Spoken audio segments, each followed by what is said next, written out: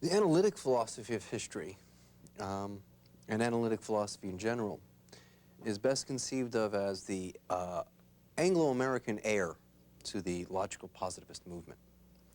The first analytic philosophers were trained by the positivists and certainly learned the techniques of logical analysis, and yet broke away.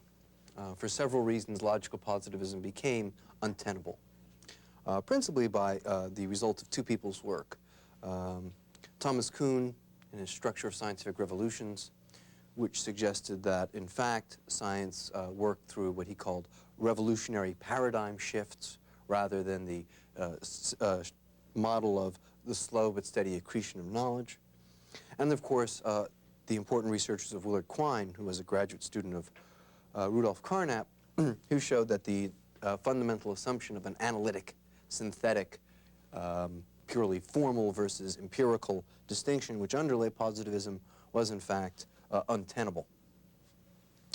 So what characterizes then analytic philosophy is that it shares with positivism concern with epistemological issues, questions of form, questions of structure, questions of gauging the truth and knowledge and objectivity claims of various disciplines, fields, and forms of inquiry. It also shares with positivism the use of the sophisticated techniques of analysis that had been developed early in the 20th century. The use of things like logical notation, artificial languages, rigorous proof procedures,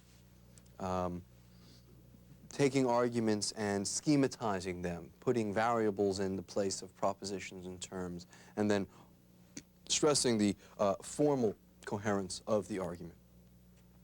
Where it differs from positivism is in that it doesn't share positivism's sharp and invidious distinction between scientific and pseudo-scientific disciplines. And that's because it doesn't share its scientism. And by scientism, we mean an almost cultic worship of science as a sort of absolute truth that is the secular equivalent of religion. Certainly, positivism, part of what was inspiring about it and attractive about it was that it was, in fact, an overarching vision of the world in which science stood for human rationality, just as previously religion has stood for human rectitude. That sort of a distinction is no longer makes sense in analytic philosophy. So it rejects that hard and fast distinction between science as valid knowledge and everything else as just so much pseudo-knowledge.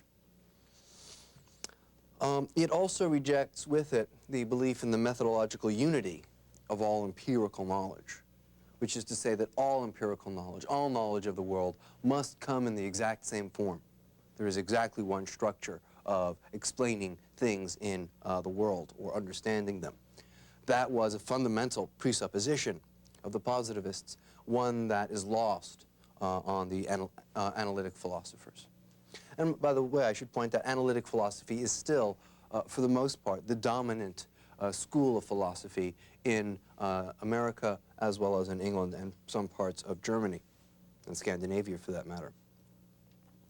So in general, then, we could say analytic philosophy rejects the major doctrines of positivism, but continues to use its formal techniques. Certainly, there's been no small amount of analytic philosophy of history written after Hempel's piece up to about the mid-60s, and then the work stopped. After that, there were produced very few large-scale analytic philosophies of history. And that is because one canonical text had been produced, which had, as far as analytic philosophy was concerned, solved all of the extant problems. And that book was called The Analytic Philosophy of History by Arthur C. Danto. Some years later, he added a few more chapters and produced a somewhat more well-rounded text called Narration and Knowledge. And this has really stood as the state-of-the-art of the analytic philosophy of history. And that's the text with which we're going to engage at present. Like an analyst, Danto is interested in the form of historical accounts, in the actual structure of historical explanation and discourse. And he argues that they are always, or at least almost always, in fact, stories. Historians tell stories.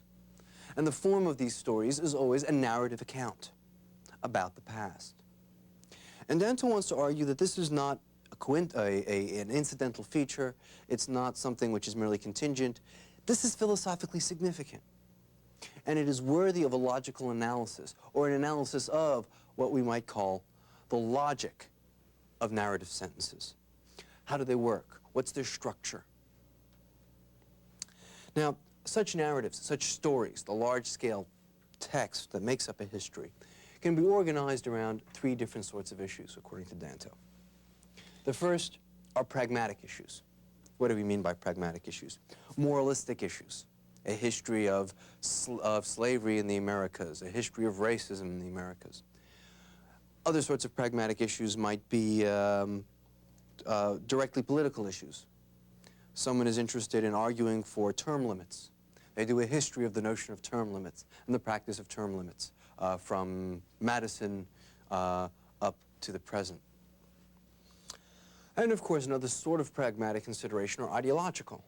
One can organize a history narrative, a story, around, say, Marxist themes or liberal themes, right, in which we show the growth of human progress through social reform, or conservative themes, which show the value and importance of preserving institutions as wide-eyed reformers destroy what is valuable around them, or any other ideological themes.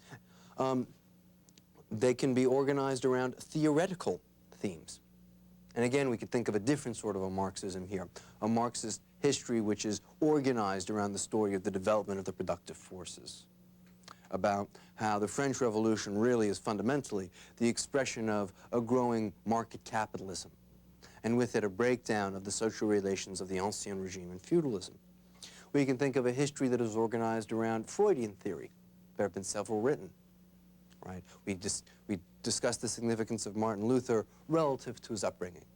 We talk about Salem witchcraft and note the fact that the majority of accusers are young women entering the age of marriable status, and that they're accusing women who are roughly of their mother's age, and therefore projecting their anxieties about their mothers onto other women that can take that. And then we might, in fact, add to the fact that most of these women are weaned at an incredibly young age, so this bad weaning practice, plus anxieties about their future marital status, lead them to project fantasies of aggression against their mothers to other women. So that's another sort of organization. And by the way, I throw these off the top of my head, but I'm not inventing them. They're all actual historical texts I've read. And finally, they can be organized narratives around consequential considerations. By that we mean outcomes, right? What was the result of it? So we might organize the story of the Civil War with an eye to what resulted from it. The creation of a stronger federal union, of a solution to the question of states' rights versus national rights, the creation of one fundamental nationality. Okay, so that's what the narrative as a whole can be organized around. Each narrative sentence, however, might be characterized as a sentence which refers to two events, but is only really about the first event. So it's a sentence in which we take two events and use the second event to describe the first. All right, what might be an example? Germany's invasion of Poland, which occurs at a distinct moment, was the beginning of the end of the Third Reich. Okay? The later event, the fall of the Third Reich, is used to describe the first event, the invasion of Poland. The firing on Fort Sumter signaled the beginning of the bloody war between the states. Right? The war between the states had not yet begun. It's a later event, but it's used to describe a previous event and place it in some sort of significance. Again, Germany's invasion of Poland was the first example of blitzkrieg in the Second World War, something which had not yet begun because the invasion is followed by the declaration of war by the Allies, nonetheless, it characterizes the first event, a brief invasion, in terms of something later. So what narrative sentences enable the historian to do are to speak of temporally extended events, right? Events that occur over quite some duration. Events like the Second World War, which lasts for some time. It's not an event like hitting a baseball or casting a vote, which are extremely discrete events. It's an extended event, and only narrative sentences, the ability to use tensed sentences and refer to one event in terms of another, allow us to speak of these larger, more extended sentences, events. And it's for that reason that they allow us to employ what Danto calls project verbs. What are project verbs? A certain range of our verbs or predicates or descriptions of actions refer to events which actually are not discrete at all. Walking is a discrete event. My sipping of water is a discrete event.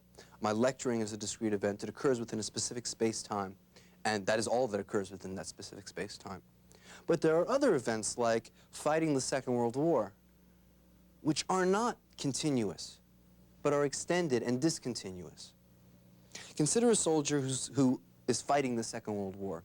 Is he fighting it every moment, even when he's sleeping, even when he's on leave? In fact, if we think about the number of minutes that describe his duration within the armed services, even at the front, and the number of minutes of actual combat, the latter is an absolutely minuscule fraction of the former. Okay, nonetheless, we may speak of him throughout that time as fighting the Second World War, because it's a temporally extended event. It's an event that does not occur at some particular moment. And again, think of more intuitive everyday examples for us. A continuous event that's discrete would be like walking the dog. Once the leash is on, you take the dog outside, and you walk it as long as you are walking the dog, and as soon as you return, you are no longer walking the dog. Discrete event. Now, here's a discontinuous event, planting roses. Do you do it all at once, or do you first have to turn over the soil, prepare the soil, fertilize it, dig some holes, plant the seeds, water them, cultivate them, and then only eventually can you harvest them? So that planting takes place over possibly several weeks, possibly several months. Right? Planting different crops will take different periods and different sorts of labor. And it's not a continuous event. There are large gaps between them. These latter sorts of projects or project verbs with large discontinuities within them, Danto calls temporal structures.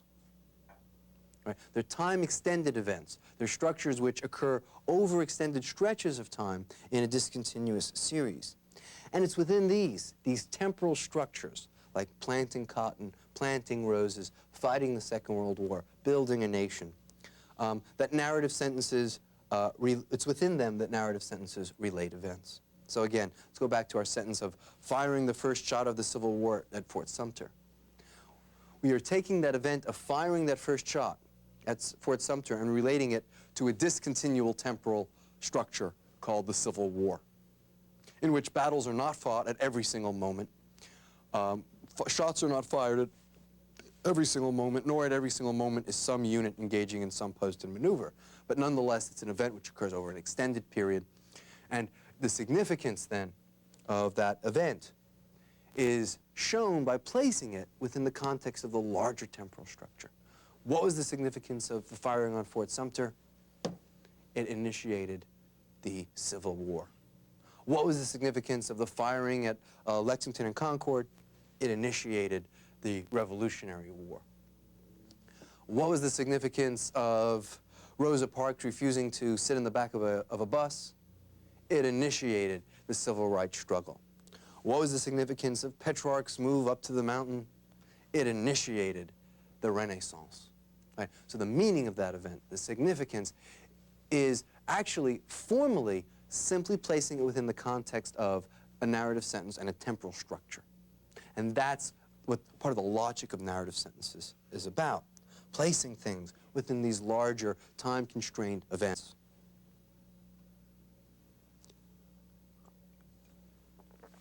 Okay. Danto is also concerned to discuss what we might call the relativity of historical knowledge. Because, in fact, one of the charges made by many historians, particularly figures like Charles Beard and Becker, were that history is never really an objective science, no matter how much Hempel insists and no matter how much he argues. He's a very clever arguer, but in fact, history is always relative in some sense or another. Danto responds first to three mistaken charges of relativism on the part of history, which argue that history cannot give us any sort of reasonable knowledge. The first is a sort of positivist view. This positivist view runs something to the effect that statements about the past are meaningless. And they're meaningless because they can't be verified. And what that means is, by verification, is they can't be reduced to statements about present experience. So anytime you want to refer to the past, you never actually can. Right? So if I say, you know, George Washington crossed the Delaware, what could that possibly refer to? That event cannot be witnessed anymore. There is no possible experience of that event that is available to us. And for that reason, it's meaningless. Now, the problem or the assumption behind this is that to understand or verify or have experience of something requires some sort of phenomenal awareness, that literally it'd impinge on your sense datum, that you'd be present.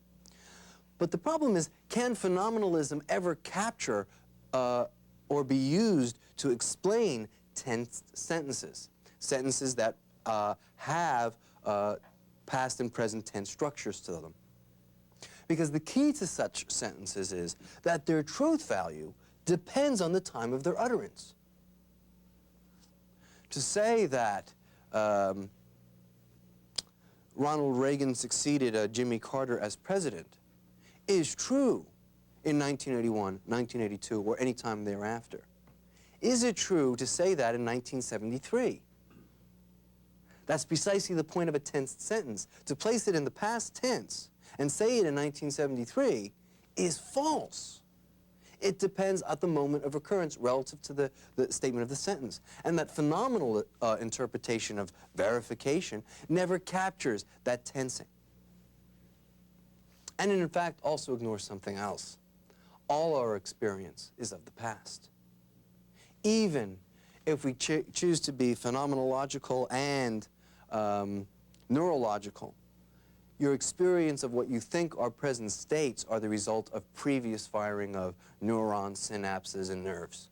So all our experiences, in fact, of the past, why 3 nanoseconds is somehow less of an objection than 300 years is not clear.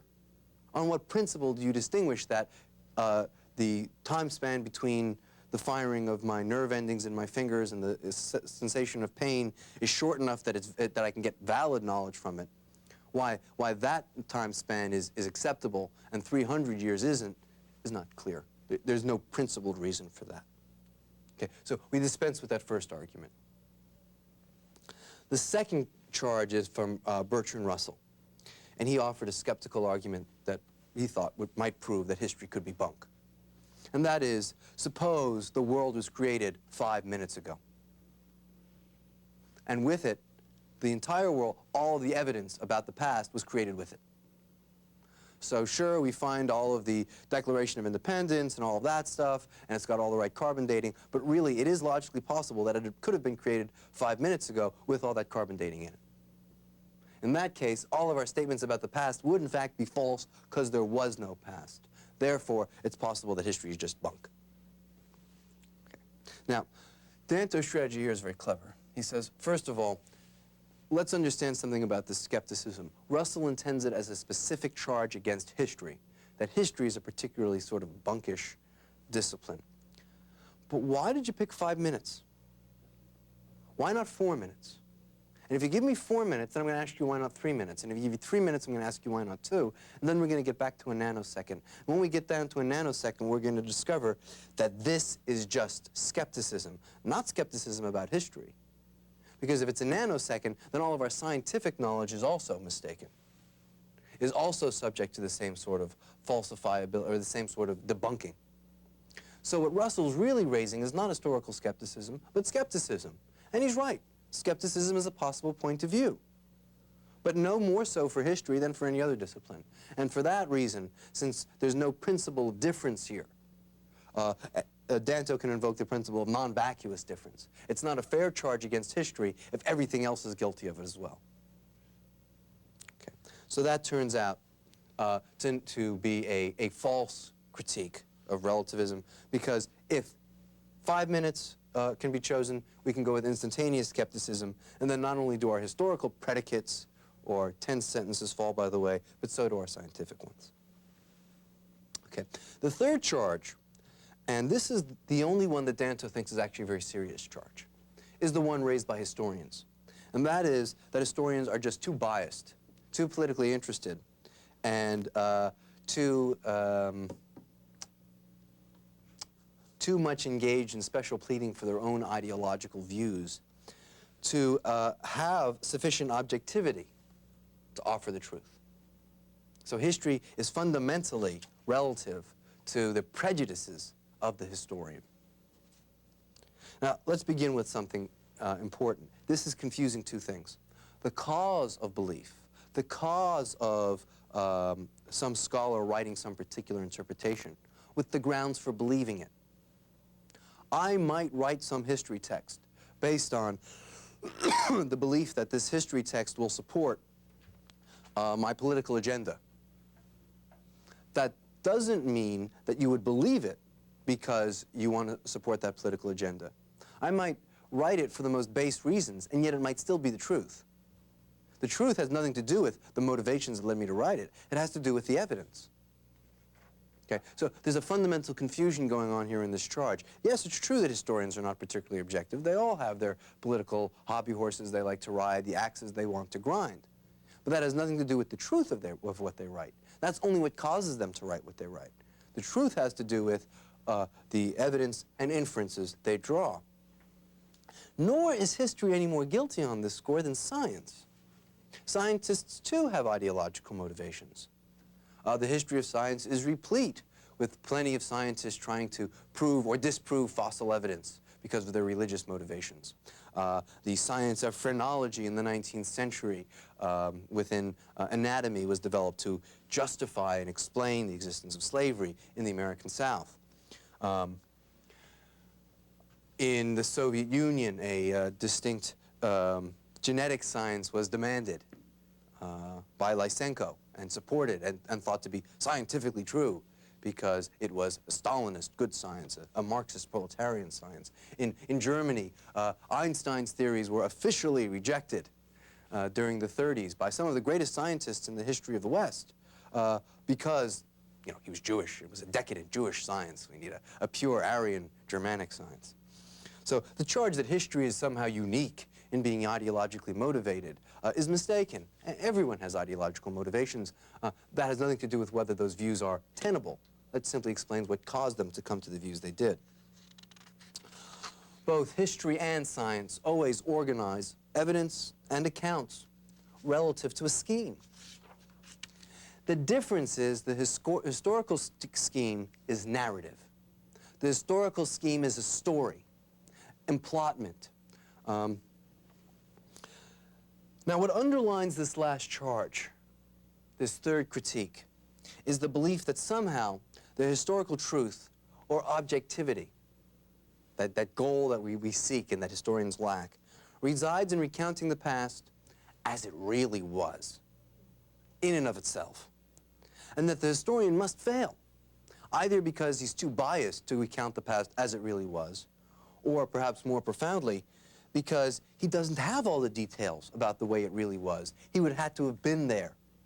Only someone who could have been there and taken down all the details could have given us a truly objective, complete account of what had occurred. Well, this is a very serious objection. To respond to it, Danto posits just what that historian would like. Something he calls the ideal chronicler. Let's say it's a machine.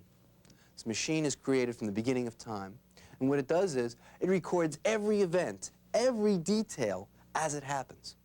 And we'll call its recording the Ideal Chronicle. Right? So there's this thing out there, the Ideal Chronicle, and it has a notation with the time, a place, and it marks every event that has ever happened in all of history. Okay. Now, we would think that Ideal Chronicle, that's the perfect history, isn't it? It's completely objective. But there are some things that it cannot contain. It can't contain tense sentences. All of its sentences are in the present tense because they're instantaneous observations. Right? So it doesn't actually have any narratives within it. It doesn't have any project verbs. Right? It can't say that so-and-so is planting cotton. It can say so-and-so steps forward at this moment, that so-and-so at that moment +1 picks up a spade, so-and-so at that moment +2 puts the spade into the earth, turns it over, and then walks away. And then if you look in the Ideal Chronicle 3 months later, that person might return to the same field and do some other sorts of activities. But it can't describe those activities as a temporally extended event called planting cotton or planting roses. Okay, so the Ideal Chronicle can't do that. And it can't contain narrative sentences. It can't contain sentences such that on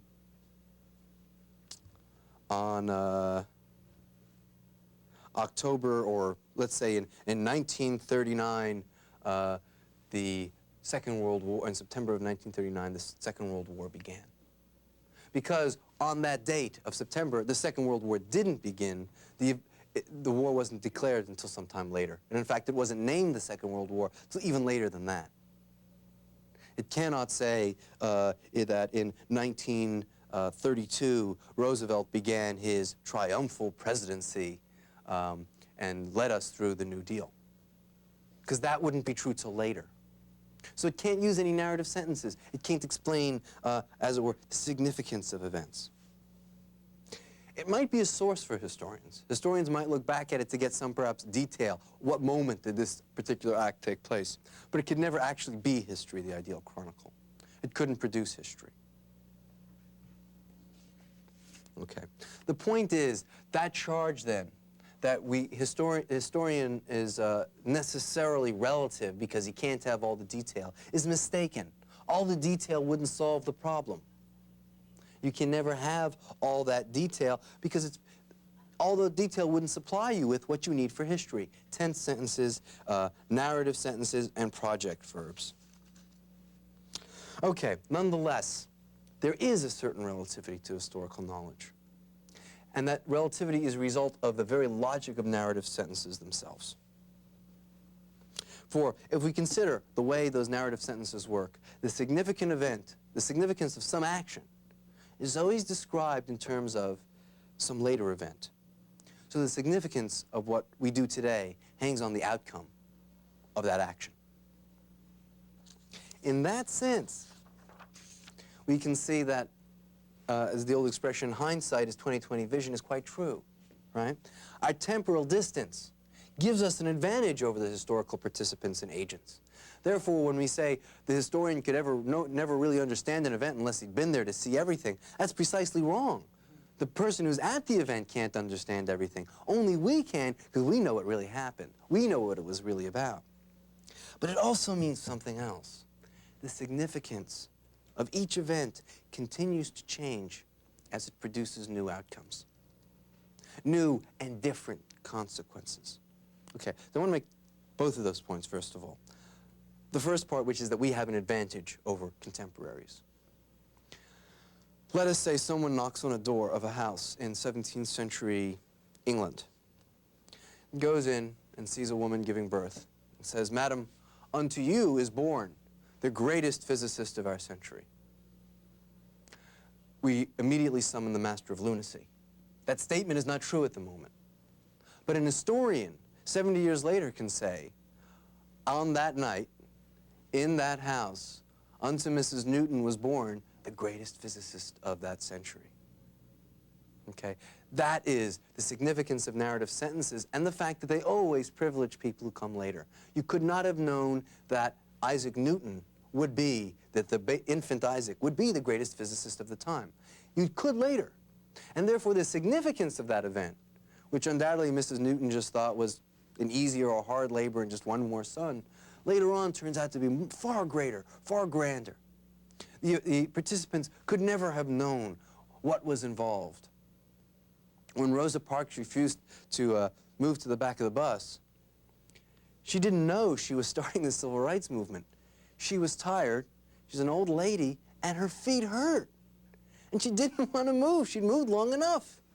Give her a break. She had no idea she was starting a mass movement, but she was. We know that because that was the result and the outcome. So on the one hand, I'm trying to give you a sense of the advantage we have because of temporal distance. On the other hand, it also means that the significance of an event changes as its outcomes come along. Suppose we had talked about what happened in 1776 on July 2nd, which is the date that independence is declared. They signed the document on the 4th, but it's actually July 2nd.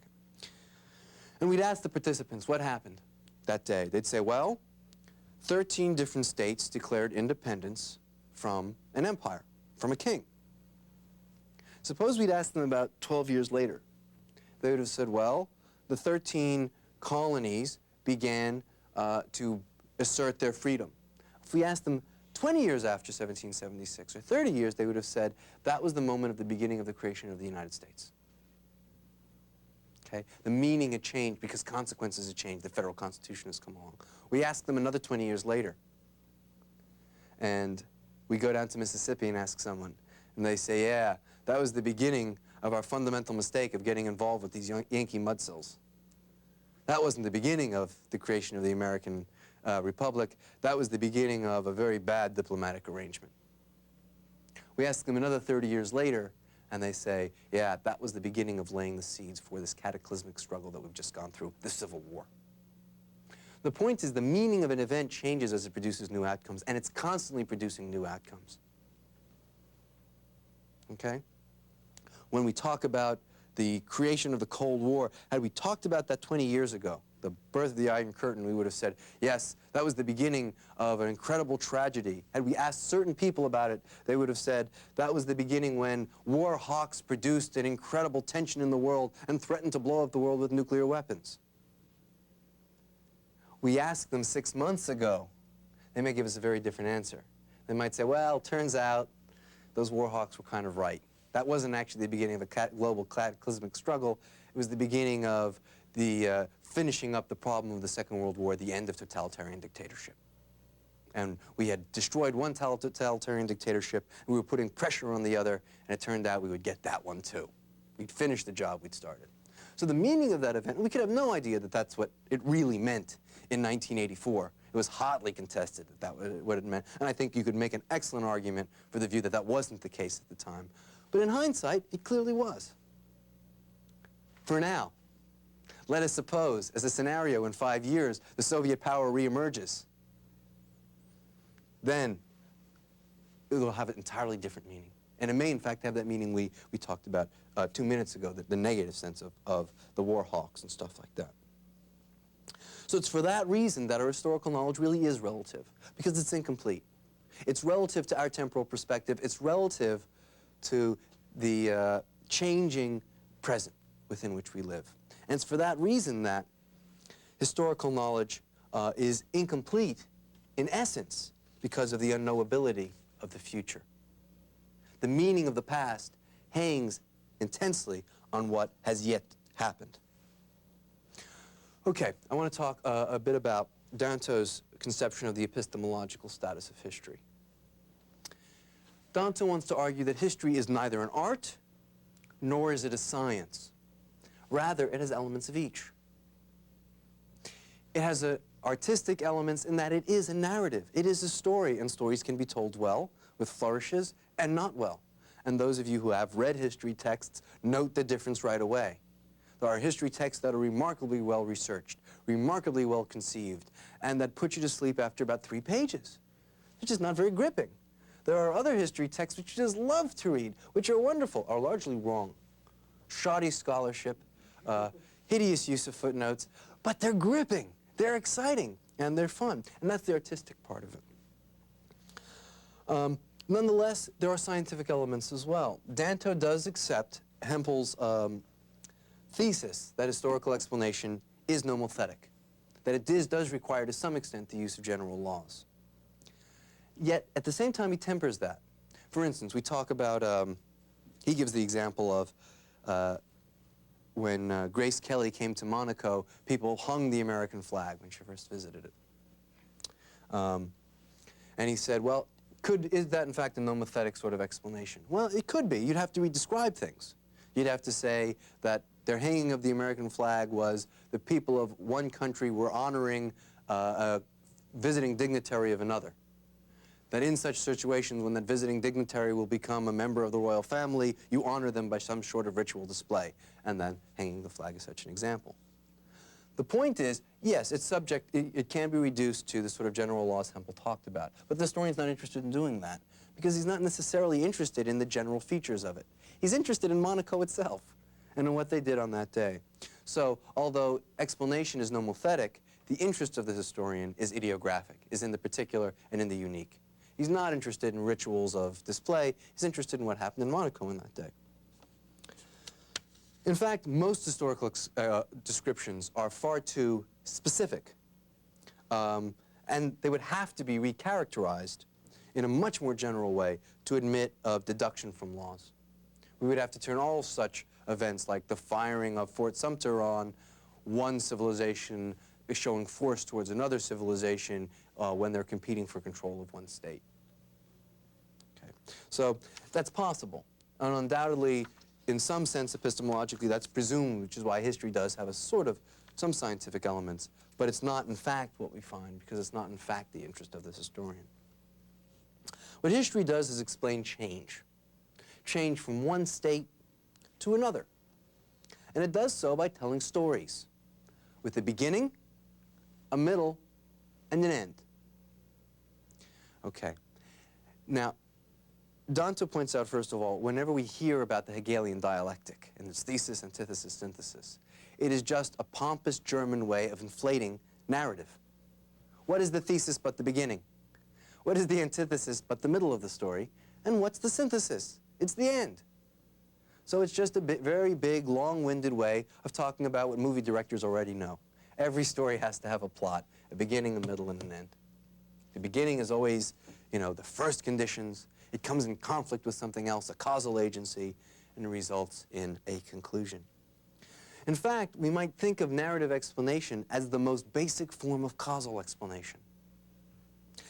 The middle event is the cause of the change, from the beginning to the end. Think of it this way. Our human ancestors, when they explained things in the world, always told stories. Maybe that was the moment when we first started working towards a primitive form of the causal nexus.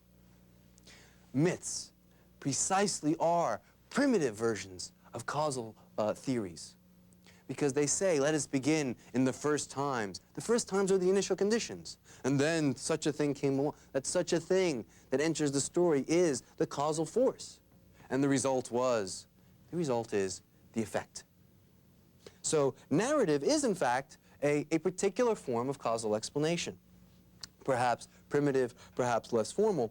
But in fact, you could take narrative explanations, if you wanted to, and turn them into complete causal law-like explanations by assigning times and redescribing them. At the same time, you could do the exact same thing to scientific explanations. You could translate them into stories. Okay? You could take them and employ them into tense sentences. Rather than F equals ma, we have some particular force, and it can be categorized, or has been categorized in terms of the masses and acceleration and whatever. So the key here is not that we should prefer narrative to deductive explanation, but rather that both are adequate to giving us a sense of causality and the way that causal change works.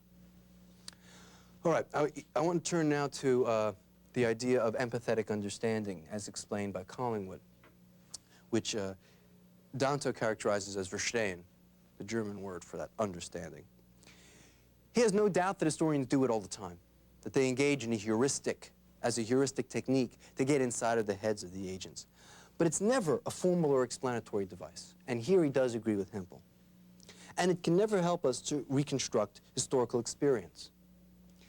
And this is, I think, an important point. When historians claim to try to give us a sense of what it felt like to be a Roman or a Greek, to get inside of that event, inside of that experience, he says, first of all, in a phenomenalistic sense, you can never know what it felt like. You can never even know what it feels like to be anyone else. All you know are your own feelings. You can't get inside someone's neural structure. Secondly, if you really believe it feels differently to have been alive at one point than at another, you could never describe it, because all of your language is based on your phenomenal experiences of the present. And you have no terms to describe those phenomenal experiences. So even if you could somehow experience it, you could never describe it or explain it. In that sense, the idea that history should teach us the inside of events, or what it felt like, or reconstruct past experience, reenact past experience, is a fundamental mistake. That reenactment may be a means to an understanding which results in historical explanation, but that itself is not explanation. It's just a heuristic step on the way. Nor do we have to limit ourselves to the intentionalist presuppositions of the empathics. The idea that what we need to understand an event is to categorize it in terms of the thought of the agent itself. An excellent example of this belief is the intellectual historian Quentin Skinner, who has argued that you can't any explanation of an event must be in terms that the agent himself would have accepted. Otherwise, it's not a valid historical explanation. Danto thinks that's absurd, right? Certainly, we can know better than someone else what they were about. That would be like saying that if a particular person believes he is having a religious and divine experience, we have to categorize it in terms of religious divine experience, even if we now know that that person was having a bizarre neurotic episodes or psychotic episode. Right? We don't have to limit ourselves to the categories of past agents because we know more than they did. And in fact, we never limit ourselves to getting the intentions of other people when we engage with them. We read the causes of their behavior just by observing it. You don't, when someone starts screaming at you, say, now hold on, how are you feeling now?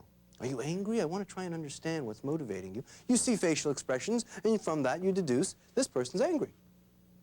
And the same with the historian. We don't need to get inside of any heads. In fact, we always know more than the agents, precisely because we have hindsight. And we know the consequences of their actions, and they didn't.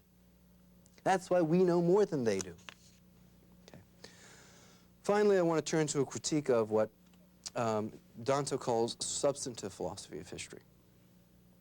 And remember, historians use narrative sentences and project verbs to describe previous events on the basis of their outcomes or their results. We thus assign the meanings of some event or epoch on the basis of its end state. Right? The meaning of Petrarch's climb of the mountain was that of the Renaissance. Now, but the problem with substantive philosophy of history, by which he means people like Hegel and Marx and the Whig cult of progress, people who project the meaning of history as a whole, is that they offer an account of all of history, including the future, as well as the past. So the substantive philosopher of history differs from the historian, not only in the scope of his discourse, but also in that he speaks of the present and the past in relation to the future. And he speaks about the future in a way which most of us would only use to speak about the past. And that is what's curious about, and Danto's very even-handed about this. He says that's what's fascinating about the substantive philosopher of history. But it's also what's sort of squirrely about him. Because, in fact, when you speak about the future with that degree of certitude, that's not prediction, that's prophecy. Right? That's what Moses did. That's what people who climb mountains and come down with divine messages do. So it's on that reason that this sort of a knowledge, or meta-history, or substantive philosophy of history, what we find with Marx and Hegel, the coming revolution, the coming to full consciousness of the world spirit, is not in fact history, but it's prophecy. And the knowledge of the past that's based on that certainty of the future is similarly dubious. Consider in Marxism, we are learned to think that the bourgeois epoch is bad, not because it's the worst that's ever existed, it's the best that's ever existed, but because it's not as good as communism, which will come in the future. Well, if we don't know what the future is, then we're left with the conclusion that the bourgeois mode of existence is the best that's ever existed, and capitalism is great. It's only because communism will solve all the problems of history that we come to dislike it. So finally, I want to sum this up with the statement that our knowledge of the past is always limited by our ignorance of the future. And that is why history is always incomplete. And that is why, with each generation, it requires rewriting, rethinking, reformulating. For each generation knows better than the one before it what the consequences of every action has been.